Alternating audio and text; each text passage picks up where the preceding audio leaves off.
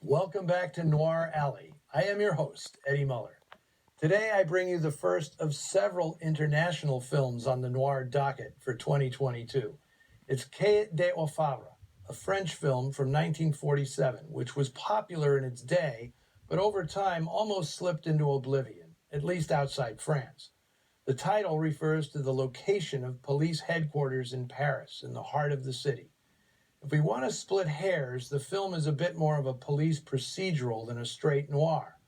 Not only that, it could be categorized as a backstage drama, filled with colorful showbiz types, and as a Christmas movie, one with a sweet and charitable heart. That it is a smooth and sure-footed blend of all these elements is what makes Quai des Orfèvres such an exceptional movie. When the film was released in the United States in 1948, it was retitled Jenny Lamour, the name of the central character played in fetching fashion by Suzy Delaire. Jenny fulfills the function of the femme fatale so dear to noir fans, although it's debatable whether she's as shrewd and manipulative as the genre's garden variety vixen.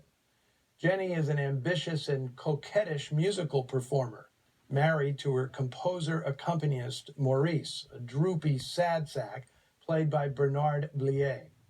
He is eternally jealous of the attention paid to his wife, and in true noir fashion, that jealousy sets his mind reeling.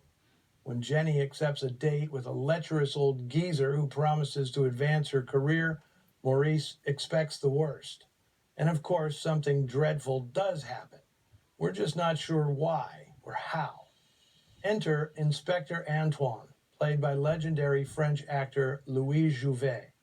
In one of his most memorable film roles, he's a sort of continental Columbo. The inspector juggles the demands of his job with an unexpected domestic life, and Jouvet creates one of the most humane portraits of a weary and beleaguered cop you'll ever see in a movie. The film was a tremendous comeback for its writer-director, Henri-Georges Clouzot, who had been banned from making films in France after the end of the Second World War. During the Nazi occupation, the chronically ill young Clouzot had finally achieved his ambition of becoming a filmmaker, albeit for Continental Films, a production house controlled by Germans. His 1944 film Le Corbeau, The Raven, was controversial for its inflammatory depiction of a French village torn apart by anonymous letters accusing townfolk of various crimes.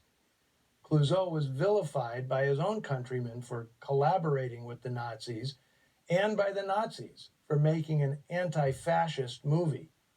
The post-war French government barred him from life from making movies, but protests led to the ban being lifted in 1947.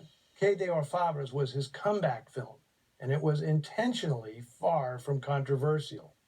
The film is loosely based on the 1942 novel Legitimate Defense by Belgian crime writer Stanislas André Steeman. Clouzot's first two films were adaptations of Steeman mysteries, Six Dead Men and The Murderer Lives at Number 21.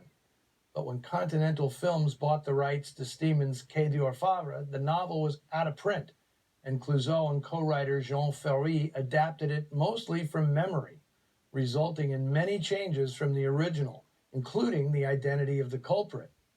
New wrinkles included one of the story's most intriguing characters, super stylish photographer Dora Monnier, played by Simone Renan, who has her own unrequited love for Jenny Lamour.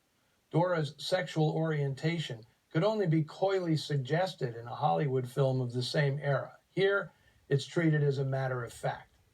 I was tempted to say a simple matter of fact, but there's nothing simple about the characters in this film. They may be recognizable types, familiar suspects from whodunits the world over, but what characterizes Clouzot's handling of the material is his compassion for people, specifically people trying to reclaim their livelihoods and their humanity as France emerged from the horror of World War II. He may have been consciously trying to win back the favor of his countrymen after the scathing cynicism of Le Corbeau, but 75 years later, his motivations are a moot point.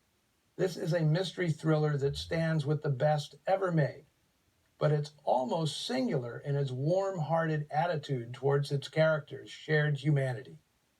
From 1947, scripted and directed by Henri-Georges Clouzot and starring the delectable Suzy Delaire, here is Jenny Lamour, a.k.a.